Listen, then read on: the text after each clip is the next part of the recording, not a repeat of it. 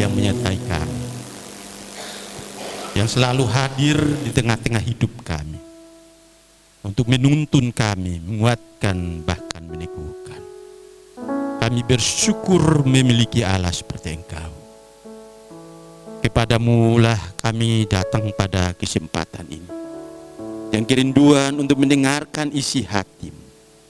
Oleh karena itu, berkenanlah Engkau untuk berfirman kepada kami lewat firman-Mu yang kami baca dan renungkan. Kuduskan dan layakkan kami supaya kami layak di hadapan Tuhan. Dan Tuhan pakai hamba menjadi alat di tangan-Mu untuk menyampaikan isi hati-Mu ini.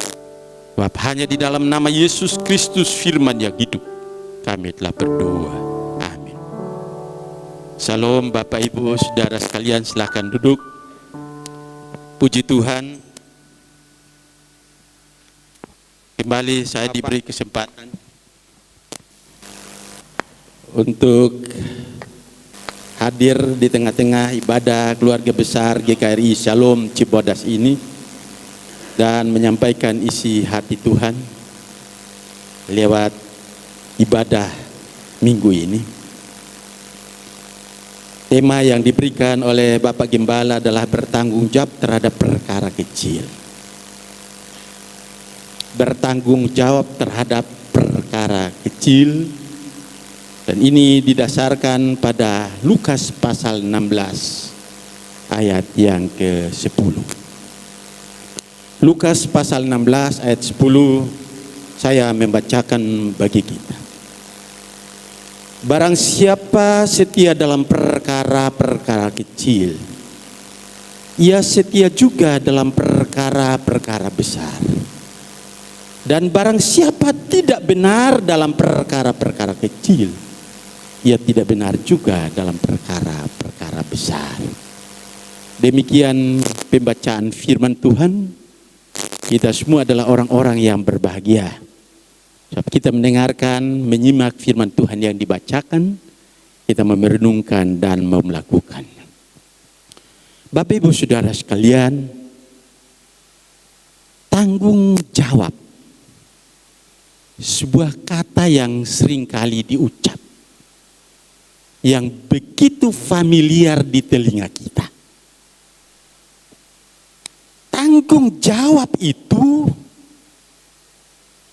didefinisikan sebagai sebuah kewajiban di dalam menjalankan tugas dengan sungguh-sungguh. Ketika seseorang dikatakan dia adalah orang yang bertanggung jawab, berarti orang itu wajib menjalankan tugas yang diberikannya itu dengan sungguh-sungguh. Dia akan melakukan yang terbaik. Dia akan selalu berusaha disiplin dalam menjalankan tugas itu. Dan tentu dia adalah orang juga yang dapat dipercaya. Dia akan selalu berusaha taat pada aturan main. Jujur di dalam bertindak, berani mengambil resiko, dan ia juga adalah orang yang rela berkorban. Itulah orang yang disebut sebagai orang yang bertanggung jawab. Nah, kita kembali pada teks bacaan kita ini. Sebenarnya nas yang melandasi tema kita ini, Lukas pasal 16 ayat yang ke-10, ini bagian yang utuh dari perikop sebelumnya kalau kita mengacu pada terjemahan baru versi 1. Itulah sebabnya dalam terjemahan versi 2 ini, yang baru dicetak oleh Lembaga Alkitab Indonesia, ayat yang ke-10 ini digabung dari perikop setia dalam perkara yang kecil ini dihilangkan, lalu kemudian digabung dengan perumpamaan tentang bendahara yang tidak jujur. Itu digabung jadi satu. Karena merupakan sebuah perikop. Nah, Bapak Ibu, berkenaan dengan bendahara yang tidak jujur, di sana ada Tuhan yang memuji bendahara yang tidak jujur itu. Bahkan Yesus mengatakan, ikatlah persahabatan dengan menggunakan mamon yang tidak jujur. Kalau kita hanya mengacu pada yang tertulis, lalu tidak melakukan penafsiran yang benar, kesannya seolah-olah Yesus menyetujui bendahara yang tidak jujur. Seolah-olah bahwa kita diajar untuk bersahabat dengan mamon yang tidak jujur. Apakah memang kita diajar untuk memanfaatkan uang dan kekayaan yang dihasilkan dengan cara-cara tidak benar? Tentu tidak. Sebenarnya konteks ini adalah pesan moral mengenai integritas dan kesetiaan di dalam berbagai aspek di dalam kehidupan kita. Yesus mengajarkan tentang penting kehidupan yang berintegritas dan kesetiaan sebagai bentuk pertanggungjawaban iman kita kepadanya. Supaya kemudian kita menjadi orang yang sungguh-sungguh bertanggung jawab terhadap panggilan pengutusan kita. Integritas itu berkenaan dengan seluruh kedirian kita yang utuh dan lengkap. Adanya keselarasan dan pikiran, perkataan dan perbuatan kita. Nah, dalam konteks kehidupan orang percaya, nilai-nilai kehidupan itu berkenaan dengan nilai-nilai yang berdasarkan pada ajaran iman. Termasuk nilai-nilai yang menjadi etika pegangan hidup kita. Dalam bahasa orang Timur itu yang disebut dengan norma normans. Norma yang diberikan oleh Tuhan, nah itulah yang menjadi pegangan kita. Nah, status yang melekat pada diri kita sebagai orang-orang percaya ataupun orang-orang beriman, sebenarnya bukan pada saat kita berada di gereja. Tidak melulu itu. Bukan hanya pada hari Minggu. Tetapi ketika kita berada di luar tembok gereja, gedung gereja, itu melekat di dalam diri kita. Tetaplah kita sebagai orang-orang beriman. Kendati bukan hari Minggu, tetaplah kita disebut sebagai orang beriman. Jadi bukan hari Sabtu sampai hari Senin sampai hari Sabtu disebut sebagai orang dunia. Lalu hari Minggu baru kita disebut sebagai anak Tuhan. Tidak. Umat Allah, anak-anak Tuhan, orang-orang beriman, itu harus nampak ataupun melekat di dalam seluruh kehidupan kita. Tidak dapat dipisahkan dari diri kita. Berapa tahun lalu Bapak Ibu Saudara, saya suka servis motor di sebuah bengkel. Kebetulan bengkel itu cukup bagus. Pemiliknya itu dari saudara kita dari etnis Tionghoa. Lalu Bapak ini menceritakan tentang keterlibatan istri dan anak-anaknya di pelayanan. Tetapi lalu kemudian dia mengakui bahwa dia masih penganut agama bukan Kristen. Saya mulai melakukan penginjilan, lalu saya tanya, kenapa Bapak tidak segera mengambil keputusan untuk sama dengan istri dan anak-anak Bapak? Karena keselamatan itu tidak ada di dalam siapapun kecuali di dalam Kristus. Bilang, saya tahu Pak. Tetapi Bapak tahu, dia bilang saya, kalau istri saya di gereja itu singa dari Yerusalem. Tetapi kalau di rumah, itu singa dari Ragunan. Itulah yang membuat saya tidak pernah mau mengambil keputusan untuk mengikuti dia. Nah, ini tentu merupakan sebuah otokritik Bapak Ibu. Sebab sesungguhnya kesaksian hidup juga sangat menentukan untuk seseorang tidaknya percaya pada Kristus. Selain pemberitaan verbal yang kita sampaikan, penginjilan, lewat pendekatan-pendekatan tertentu dan lain sebagainya. Makanya seorang pendeta itu dari Jerman, itu dulu ditangkap oleh Hitler, lalu dimasukkan di penjara, namanya Dietrich Bonhoeffer. Nah, di penjara lalu kemudian dia banyak menulis. Makanya bukunya dikenal dengan surat-surat di dalam penjara. Surat-surat penjara. Nah, ada satu ungkapan dalam surat penjara itu. Dia katakan, apa yang membedakan orang Kristen dan bukan Kristen? Lalu dia menjawabnya sendiri. Yang membedakan orang Kristen dan bukan Kristen adalah gaya hidupnya. Gaya hidup orang Kristen seperti yang dihotbahkan Yesus di atas bukit. Gaya hidup yang penuh dengan kasih, gaya hidup yang penuh pengampunan, gaya hidup yang memuliakan Allah. Jadi Bapak Ibu Saudara sekalian, gaya hidup kita juga sangat menentukan sebagai bagian dari kesaksian hidup kita kepada orang-orang yang belum percaya. Nah, sedangkan kesetiaan Bapak Ibu Saudara sekalian, sebenarnya itu adalah salah satu buah roh kalau kita membaca dalam Galati pasal 5 ayat 22 dan 23.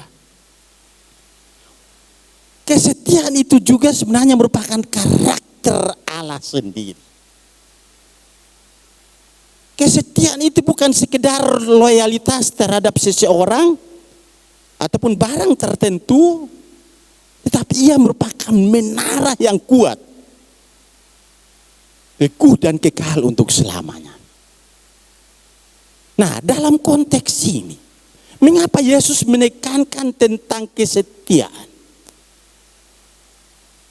Sebab Tuhan Yesus ingin supaya kita memiliki komitmen di dalam mengikut dan melayaninya.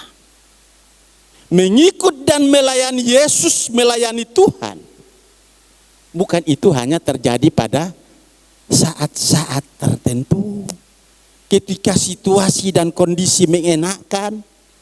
Ketika sesuatu menguntungkan. Dan lain sebagainya. Lalu kemudian disitulah baru mulai memancar kesetiaan. Termasuk hari Minggu yang digunakan, dimanfaatkan untuk ibadah. Kemauan untuk melibatkan diri di dalam pelayanan dan lain sebagainya. Tetapi justru di dalam kondisi yang tidak mengenakan sekalipun, kondisi yang tidak menguntungkan sekalipun, kita harus setia. Dan ini yang sebenarnya juga dilakukan oleh Yesus. Yesus yang adalah role model kita, dia menunjukkan bagaimana kesetiaan yang dia lakukan demi menyelamatkan kita orang-orang berdosa ini. Kendati dia harus dihadapkan dengan berbagai macam penolakan, tantangan, bahkan penganiayaan, bahkan penyaliban terhadap dirinya. Tetapi dia menunjukkan kesetiaan itu sampai mati. Maka yang diharapkan dari kita, ketika kita dinyatakan sebagai orang percaya atau pengikutnya, orang Kristen itu kata Kristen itu dari kata Christianus. Dalam istilah Latin yang mengandung pengertian berjalan di atas telapak kaki Kristus. Mengikuti jejak-jejak Kristus. Itu yang disebut sebagai Kristen. Yang untuk pertama kali sebutan itu dikenakan pada orang-orang Kristen yang ada di Antioquia, lalu kemudian dipopulerkan oleh uskup dari Antioquia yang kelak nanti akan dibunuh di Roma. Itu istilah Kristen. Orang-orang yang percaya mengikuti Yesus itu yang kemudian disebut sebagai Kristen itu artinya orang-orang yang mengikuti jejak-jejak Kristus. Kalau kita mengatakan saya adalah pengikut Kristus,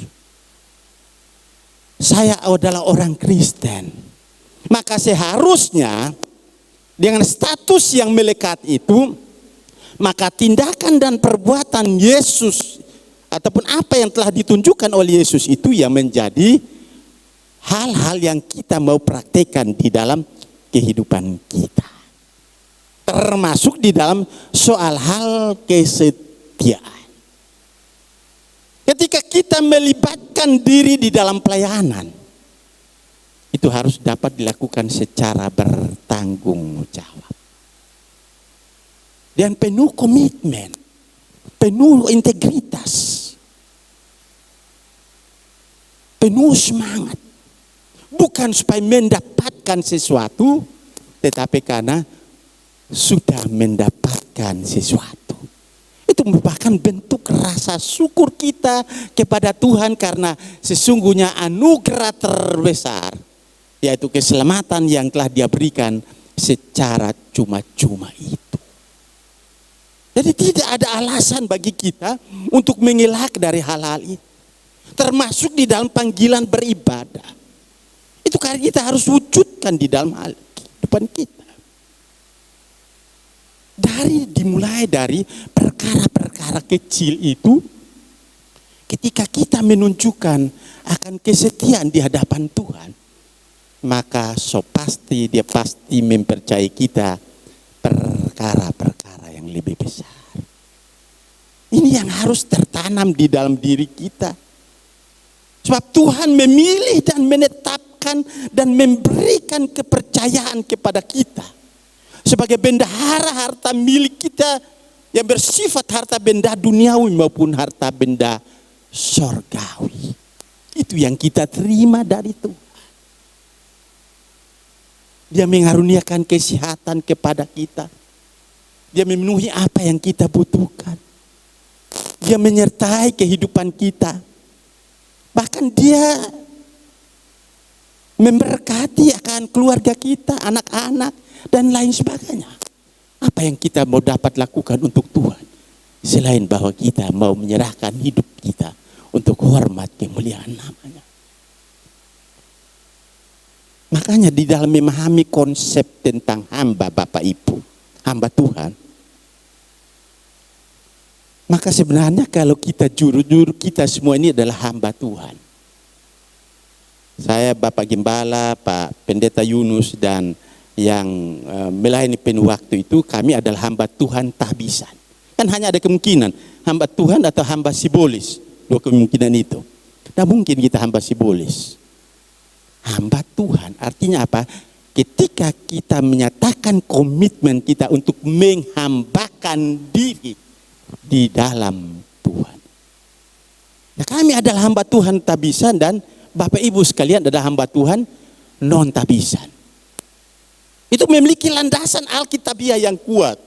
Makanya dulu pada abad ke-17 Martin Luther begitu semangat untuk mengkritisi konsep-konsep yang dianggapnya keliru dari firman Tuhan itu. Karena dulu ada semacam kesenjangan antara kaum klerus dan kaum awam. Jangankan soal melayani. Punya Alkitab saja kaum awam tidak punya. Itu kaum klerus, kaum imam. Luther bilang sebenarnya enggak. Dalam 1 Petrus pasal 2 ayat 9 di situ jelas. Bahwa semua orang percaya itu adalah umat pilihan Allah, bangsa yang terpilih, umat rajani, umat kepunyaan Allah yang terpanggil untuk memberitakan perbuatan-perbuatan besar dari Dia yang telah memanggil mereka keluar dari kegelapan kepada terangnya. Jadi semua orang itu adalah hamba. Mereka adalah orang-orang yang dapat dipercaya oleh Tuhan untuk melibatkan diri di dalam pengembangan pelayanan pekerjaan Tuhan itu, tanpa terjebak pada dikotomi antara yang klerus dan yang awam tadi. Semua kita. Makanya seorang pendeta namanya Billy Graham, Bapak Ibu, dia bilang, kalau seseorang yang lahir baru, saya yakin kita semua di sini sudah lahir baru, amin. Seorang yang lahir baru, minimal dia punya 1 talenta.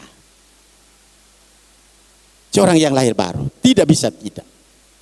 Nah, untuk apa talenta itu diberikan? Ada contoh yang diberikan oleh Yesus tentang 3 pribadi yang kemudian menerima bagiannya masing-masing. Yang satu mendapat 5 talenta, yang orang kedua mendapat 2 talenta, dan yang orang ketiga 1 talenta. Yang pertama dia mengembangkannya menjadi 2 kali lipat. Yang kedua pun demikian, mengembangkannya menjadi 2 kali lipat. Tetapi yang ketiga, menguburnya di dalam tanah. Di mana posisi kita, Bapak Ibu?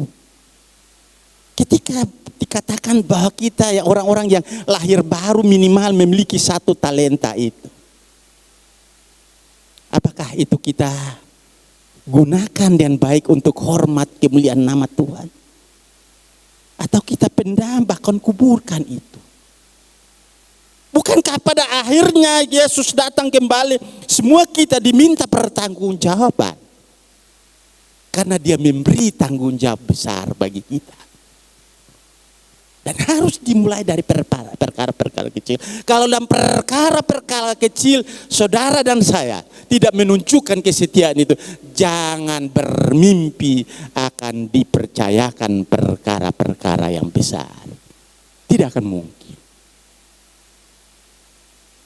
Bapak Ibu Saudara sekalian, kita adalah orang-orang yang dapat disebut sebagai bendahara harta sorgawi. Maka bukan saja kita menunjukkan akan nilai-nilai kehidupan iman, tetapi juga sekaligus itu kita menunjukkan kesetiaan di dalam melayaninya yang dimulai dari perkara-perkara yang kecil. Melalui perkara-perkara kecil yang dimana kita menunjukkan kesetiaan itu, dapat dipastikan bahwa saudara pasti akan dipercayakan oleh Sang Tuhan itu, Yesus Kristus, dalam perkara-perkara besar. Dan ini sebenarnya banyak kita temukan di dalam Alkitab. Tentang orang-orang yang begitu setia dalam melakukan perkara-perkara kecil yang kemudian Tuhan membuat mereka mengalami sebuah lompatan di dalam panggilan iman mereka. Hal-hal yang besar, perkara-perkara besar yang kemudian dipercayakan kepada mereka. Contoh misalnya Yosua. Kalau kita baca pada Yosua pasal 1 ayat 1, di sana dikatakan dia adalah abdi Musa.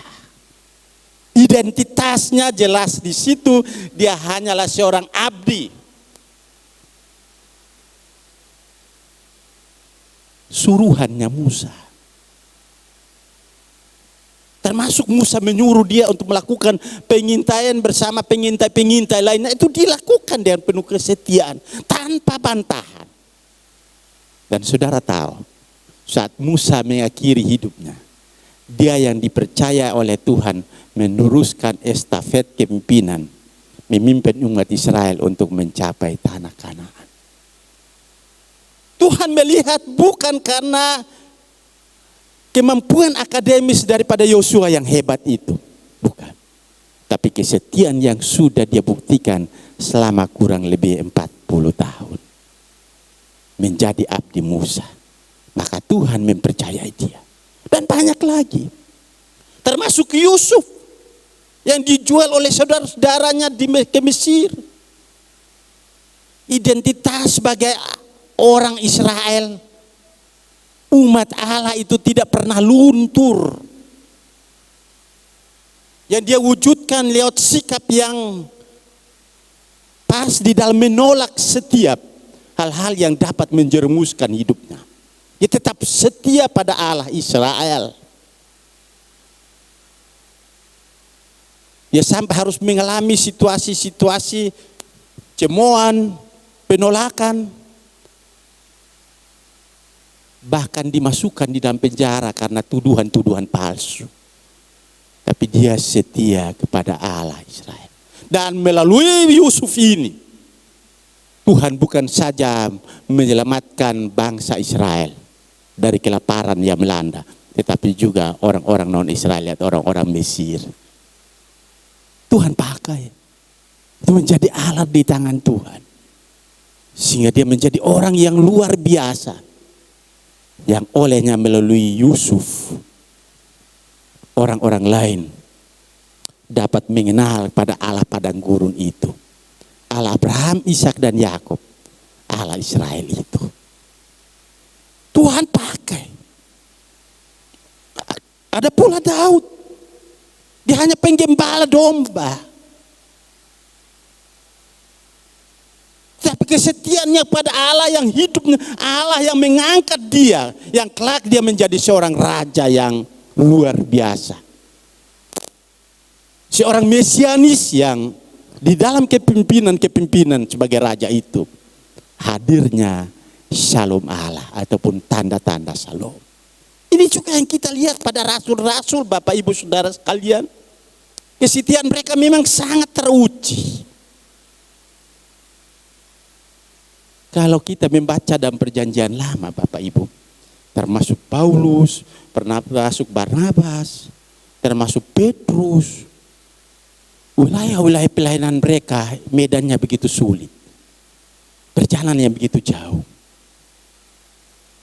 Kalau kita lihat dalam kisah para rasul, ketika misalnya mulai jemaat Antioquia menjadi jemaat yang misioner, yang kemudian mengutus mereka ke wilayah-wilayah lain termasuk wilayah Asia Kecil. Tantangan yang mereka hadapi itu tidaklah mudah.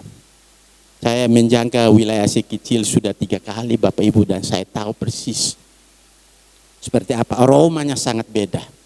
Hari ini saja aromanya sangat beda. Kita membayangkan pada zaman rasul-rasul ini. Sebelum Konstantin Agung meluarkan Edikt Milano tahun 313,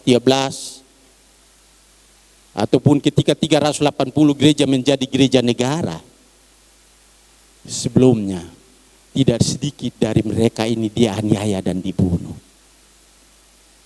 Termasuk yang saya katakan uskup dari Antioquia yang mempopulerkan nama Kristen itu, yang kemudian dia berjalan kaki dari Antioquia karena mau menuju ke Roma. Dia singgah di wilayah Smyrna, ketemu dengan Polikarpus, lalu dia jalan terus ke Roma, lalu di situ dia dieksekusi, dihadapkan pada binatang-binatang buas.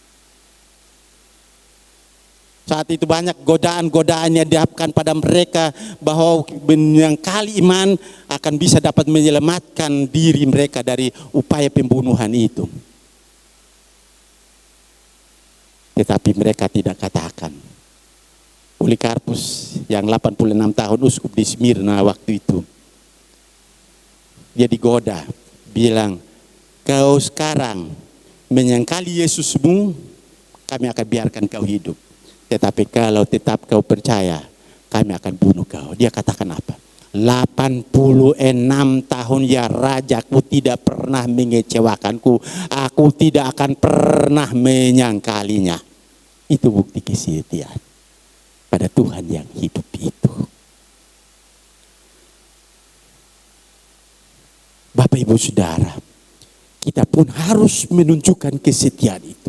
Seseorang yang dengan setia melakukan tugas dan tanggung jawab dan penuh kesetiaan dari hal-hal yang kecil, itu merupakan bukti yang terbaik dalam kemampuannya untuk melakukan tugas dan yang dipercayakan, yaitu perkara-perkara yang besar. Dalam pelayanan rohani Bapak Ibu, Tuhan tidak mungkin dan tidak akan memakai kita dipakai lebih besar dari pelayanan bila kita tidak setia di dalam perkara-perkara kecil di hadapan Tuhan. Dalam dunia kerja juga. Jenjang-jenjang peningkatan daripada promosi-promosi jabatan dan lain sebagainya sangat ditentukan juga oleh kesetiaan kita dalam mengerjakan tanggung jawab yang telah dipercayakan oleh atasan kita. Dalam Matius pasal 25 ayat 21 Tuhan Yesus mengatakan, engkau telah setia dalam perkara kecil, aku akan memberikan kepadamu tanggung jawab dalam perkara besar. Mari kita bertanggung jawab terhadap perkara-perkara kecil yang saat ini Tuhan mempercayakan kepada kita. Dalam hal pelayanan rohani. Tetapi keterlibatan kita dalam dunia sekuler. Apapun pekerjaan kita saat ini, kita adalah utusan Tuhan itu. Makanya Yohanes Calvin, seorang tokoh reformator, dia bilang, apapun pekerjaan kita yang di situ untuk kita memuliakan Tuhan, itulah pelayanan. Ketika kita melakukan pekerjaan-pekerjaan yang dipercayakan, termasuk pekerjaan-pekerjaan yang barangkali merupakan hal yang kecil di mata orang lain, tetapi kita lakukan untuk kemuliaan Tuhan, itu adalah pelayanan yang kita berikan untuk hormat dan kemuliaan namanya. Mari Bapak Ibu, bertanggung jawablah terhadap perkara-perkara kecil, karena itulah yang Tuhan kehendaki dari kita. Maka Tuhan akan mempercayai saudara dan saya dengan perkara-perkara yang besar. Amin. Mari kita berdoa. Kami bersyukur kepadamu ya Tuhan, untuk firman kebenaran-Mu pada pagi menjelang siang hari ini. Kami diingatkan oleh-Mu untuk bertanggung jawab terhadap perkara-perkara kecil, di dalam menunjukkan sebuah integritas dan kesetiaan itu. Karena kami tahu bahwa ketika itu kami lakukan, maka itu pula juga menjadi bentuk pertanggungjawaban kami kepada Tuhan yang telah memanggil dan mengutus kami. Supaya melalui hidup kami, banyak orang yang diberkati. Melalui hidup kami, banyak orang yang memuliakan, meninggikan nama Tuhan. Pimpin kami, sertai kami di dalam menjalankan akan tugas panggilan pengutusan Tuhan itu. Di dalam nama Tuhan Yesus Kristus. Amin.